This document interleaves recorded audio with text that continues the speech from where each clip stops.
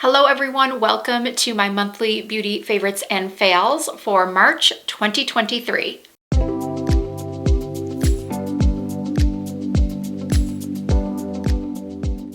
This is the video where I talk about all of the products that I found myself reaching for over and over the past 4 weeks. Sometimes they're all new products, sometimes it's a rediscovery. And some months I have several fails, other months I have no fails.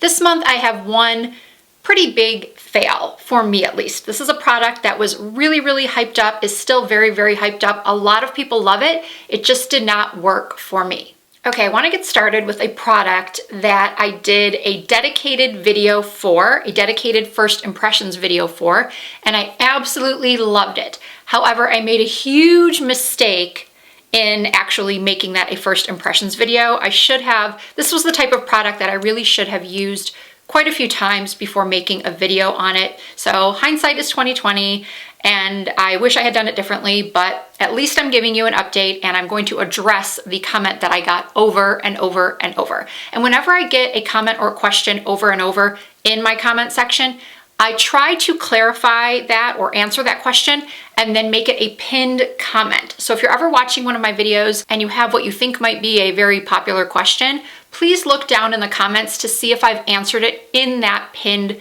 comment. I will also often try to put the answer in the description box as well. I'm sure many of you have already guessed what the product is. It is this primer from Peter Thomas Roth. It is the Instant Firm Effects No Filter Primer. The claims of this primer are that it will reduce the appearance of fine lines and wrinkles, smooth out texture, pores, and give a slight tightness or firmness to the face. And it wasn't until I saw the before and after photo that I took that I noticed that it really did work. I will repeat here what I said in the original video. It did not take 5-10 years off my face, but it did do something. It made me feel like I had just gotten a facial or that I had just put on something that helped to firm and lift my face ever so slightly. So I really do like it. That is why I am still calling it a favorite. The question that everybody was asking was, can you still use your moisturizer and sunscreen with this product? And the answer is yes, you can. But because I did a first impressions video, I was just going by the directions. And the directions say to apply it to clean, dry skin. But upon further investigation, I learned that you can still apply all of your treatments. You just have to make sure they are completely dry, that they have completely sunk into your skin before you apply this product. For example, this morning, I applied my moisturizer and sunscreen when I got out of the shower. Then I waited about 15 minutes. I just did some stuff around the house, some laundry, and then I started to do my makeup, beginning with this primer. And what I feel this primer does for me is it softens the look of my nasolabial folds. This is my problem area. I think that age 49, everything else aside from my neck is holding up really well. But I really dislike the depth of my nasolabial folds, and I don't want to put in any cheek filler because I feel like when people do a lot of cheek filler to help lift this area, it makes their cheeks look really puffy and sort of odd. Anyway, I'm not ready for a lower facelift just yet. So anything that can help at least trick my eye to believe that these creases aren't that deep, I'm going to use it. So what I have been doing is just applying this primer to this area in a thin coat. I also put some in this area where I have larger pores and over my nose, but I really don't put it on the perimeter of my face or even my forehead. If I did have deeper lines on my forehead, I would apply it there. But I am really enjoying this primer. I find myself reaching for it a lot. And I did read some comments on my video about this, that people were just going to purchase it and use it only for special occasions. Okay, next up, I have 2 concealer favorites. This is the Makeup Revolution IRL Filter Finish Soft Matte Concealer. And then I'm also loving the new Urban Decay Naked Quickie Concealer. I only use concealers under my eyes. I don't use concealer on my face. These 2 are fantastic. They both have really nice applicators. This one is slightly bent. This one is thicker, like a Tarte Shape Tape. So you can see the Makeup Revolution is sort of on a, not quite a 45-degree angle, but a slight angle. And then there's also a little bit of an angle to the Urban Decay as well, just not as much. And this one is obviously smaller. I like this for getting right in the side of my nose. It fits right in there because this is where I have the most discoloration. Both formulas cover beautifully. I don't feel like they crease a lot. I don't feel like they look dry and age my under eyes when I look in the mirror 5 hours later. I personally do not use the little sponge tip on the back to blend. I do believe this is more for the face. If you're using this concealer on the face to perhaps buff it out over a blemish or some redness, I just use a little sponge or a brush or even my finger to blend out the concealer. Both of these are fantastic, and I will have the shades that I personally use down below in the description box next to the link. Next up is something that I was sent from the brand, and I'm glad they sent it to me because I don't think this is something that I would have purchased on my own. But now that I have it, I love it, and I'm recommending it to you. This is the Makeup Forever HD Skin Face Palette. In this palette, you get 4 concealers, 2 color correctors, 3 cream contour shades, 2 cream blushes, and 1 cream highlighter. This is a fantastic little kit for travel, although I have been using it sitting down at my home vanity almost every single day. I use the lighter concealers to carve out under my brow and also clean up my wing. If you've watched any of my makeup tutorials, you know I do that all the time. A little concealer under the brow, a little concealer to lift the outer corners of my eyes. I also like to use concealer to touch up around my lip line, but I like to have the option of using a darker concealer for this area and a lighter concealer for under the brow. I don't particularly love these as under eye concealer. I do find them to be a little bit dry, but they're okay in a pinch. I do feel like the corrector is good though, so I will put a little bit of the corrector down first, and then I'll go in with one of my concealers on top, and it gives a really nice looking under eye. The contour shades are excellent. They're very blendable. I use the middle shade for under my cheekbones and around my forehead, and then I use the lighter shade to contour my nose. And then I like to use the cream blushes on days that I'm just running errands and I just want a little bit of color on my cheeks. This is just a really great on-the-go or travel palette, 5-minute makeup look. I love it. Speaking of things I love blush, and most of you know that. So I have 2 new blush favorites. Not really specific colors, but actual product lines, I guess you could say. The new Too Faced Cloud Crush Blush. I purchased it in 3 shades. Well, I started off buying 1, fell in love with the formula, fell in love with the scent, picked up 2 more. Some of you might now be thinking, ooh, scent? What scent? They do have a very slight fragrance to them, but I happen to like it. It's like a very soft, very soft, florally baby powder. So the 3 shades I have are Golden Hour, Watermelon Rain, and Candy Clouds. Candy Clouds was the hardest one to get my hands on. It was sold out everywhere, but I managed to find it at Macy's, and I quickly discovered why it is such a popular shade. It is just such a beautiful, pale, baby pink that looks so beautiful on light to medium skin tones. I can't see this looking amazing on a deeper skin tone, but I can see Watermelon Rain looking amazing on a deeper skin tone. I have to use a very light hand when I use this product.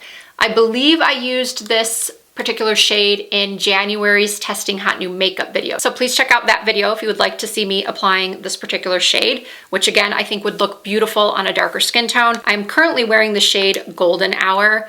It is just such a beautiful, how many times have I said beautiful in this video?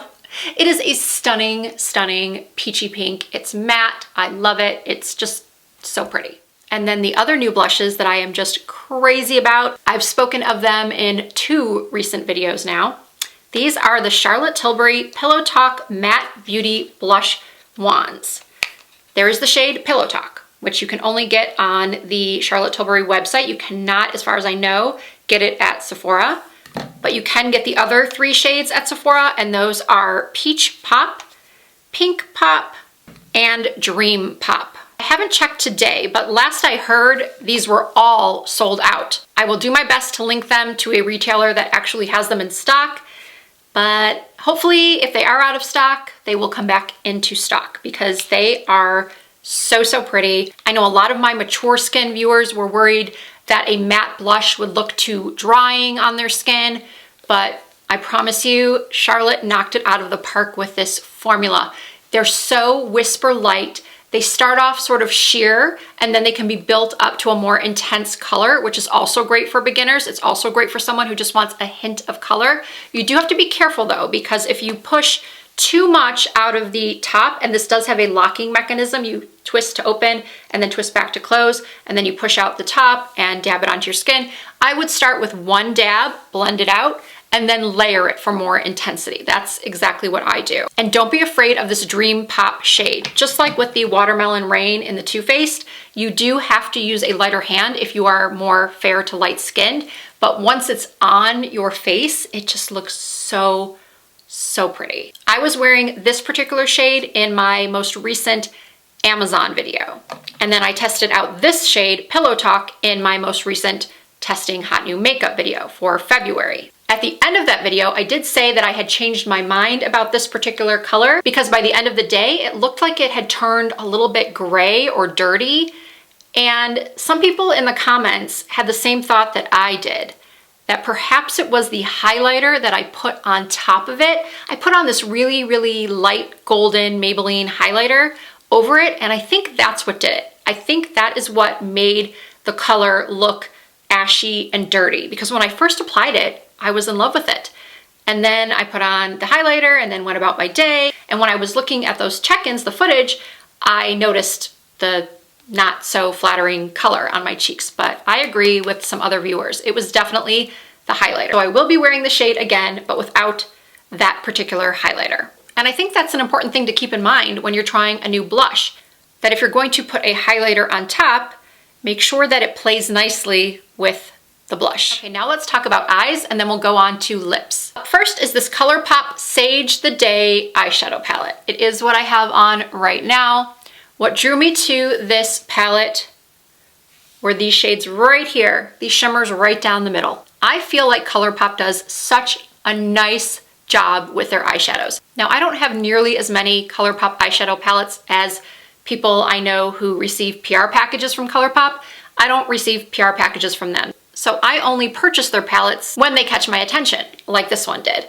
This shade right here at the bottom reminds me so much of MAC's Blue Brown Pigment, which was such a favorite of mine years and years ago.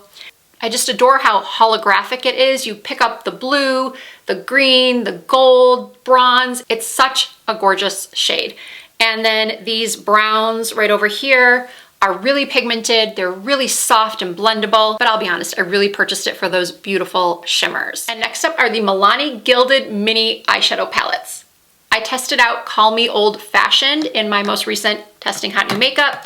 And the only thing I didn't like at the time, and I still don't like this part of it, was this shade right here. Had a lot of fallout. It was kind of chunky. It wasn't that good. But I still think the palette is worth it, especially for the price, because the other 5 shades in this palette are fantastic. And then this one called Whiskey Business is one of the most perfect neutral palettes you can buy. These shadows are incredibly pigmented, really easy to blend. They don't feel super creamy and soft to the touch, but I assure you that they do blend very, very easily. And they're long lasting. I'm sort of struggling to get off the remaining shadow with a makeup wipe. All right, it's time to talk lips. Iconic London sent over 3 of their new lip liners. I tried them all and then instantly ordered from their website the other 2 shades that they did not send me. The formula of these lip pencils is amazing. I recently put up a video narrowing down 15 of my most used lip products. Nobody watched it. Well, not nobody. It just has very, very low views for my channel. So if you haven't seen it and you're interested, I will have it linked.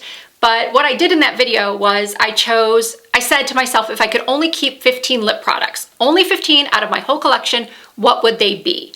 Had I owned these lip pencils at the time I did that video, I definitely would have included at least one of these because I am crazy about them. I never knew a lip pencil could be everything I was looking for. The lip pencils that I talk about in that top 15 video are really excellent for either their creaminess or their color range, or they have the little brush on the end, something about them that I love. But these have everything. They are a pencil that you sharpen, which is my personal preference versus one that you twist up. They are so creamy, but yet they're long lasting. And then what's interesting about these is that they look like they're eyeliners because they have this little smudger on the end. But what that is for is to really blur the lip liner.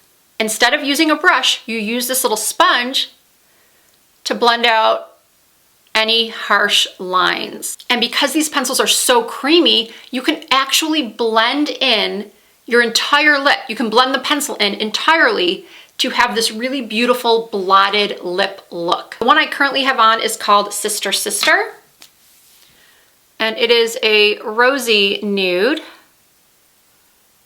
And I have paired it with this MAC Locked Kissed Ink liquid lipstick in the shade Bodacious. I did top it with some gloss, which is why it's shiny, because this is a matte lipstick. It is a long wearing lipstick. Once it sets, you can kiss the back of your hand. Not that you would do that. You can kiss someone, or you can take a sip of your drink and not leave any lipstick on the edge, not leave any lipstick on whoever you're kissing. It is a really, really nice formula. I'm not gonna say that it is extremely hydrating because it's not. It is a liquid lipstick. It is a long wear liquid lipstick. So I do recommend that your lips be in pretty decent shape before trying to apply this type of lipstick. MAC actually recommends you use their Fix Plus or Prep and Prime lip product before applying this. What I'm saying is that you don't want to apply this over already dry, cracked lips. You want to make sure whenever you're using a long wear lipstick or something that's matte, that you're putting it over not dry and crusty lips. My apologies for that visual. Some days I like to wear this alone and matte, and other days I like to apply a little lip balm or gloss on top, which is what you see right here. All right, let's finish off with that one very disappointing fail. And I don't even have it here to show you. I thought I did. I went looking around my entire makeup room and my vanity area where I keep my extra foundations. I could not find it. And then I remembered that when my friend was in town a couple of weeks ago for my lash launch party, I told her she could have it because she does not have oily skin like I do. It is the Makeup by Mario Surreal Skin Liquid Foundation. I really, really, really wanted to love this foundation because I adore Mario as a person. Not that I've met him personally, but from what I've seen, he is a very kind and genuine and extremely, extremely talented person, makeup artist. I just admire him so much. And I love so many of his other products. And I was just really disappointed that this particular one did not work for me. It does contain mica, which I think is the reason why a lot of mature skins and oilier skins don't really like it, because it does have a little bit of a sheen or sparkle that you can even see in the bottle. Now I'm wishing I had the bottle to show you. But there are tons of videos online showing this. There are tons of reviews online. And people really love it. Some people really love it. They think it is very skin-like, which it is, and they find it to be very long-lasting. I did not find it to be long-lasting, even with a primer. I did try it more than just the one time. I tried it for my testing hot new makeup in January, but I had also tried it before I left for my trip to Europe in December. I had gotten it from Sephora the day it launched, which was also the day I was leaving for my Europe trip in December. So I tried it that morning. I filmed a TikTok in the late afternoon with a follow-up. I did an initial application and then I did a follow-up. Didn't like it then. I ended up actually taking it off to get on my flight that was at like 9 p.m. But I just was not impressed with the way it looked. And then I tried it again for testing hot new makeup, and a lot of my viewers agreed. It just did not hold up on me at all. It showed texture that, yes, I have, but it made my skin texture appear far worse than it is. I was excessively shiny. I will say though that the color match was pretty darn good. I don't remember exactly what shade I had, but I'm sure I said it in that video. So I will go back and listen to that video. So if any of you want to know, I can tell you what shade I was in the Mario foundation in case you do want to try it. I am not telling you not to try it. I'm just giving you a warning. If you have skin like mine, or you don't like anything that has any type of shimmer in it, then I would either avoid this foundation entirely or at least just get a sample first. So there they are, my monthly favorites and one fail for February 2023. If you enjoyed this video, I really appreciate you giving it a thumbs up. If you are not already subscribed to my channel, we recently hit 325,000 subscribers, and I am so grateful for each and every one of you. You too can become a part of the Risa Does Makeup family. All you need to do is hit that subscribe button. I do upload new content at least 2 times per week. You can also find more fun content from me over on Instagram and on TikTok. The username is the same everywhere. It's Risa Does Makeup. Thank you all so much for watching. I hope to see you in my next video.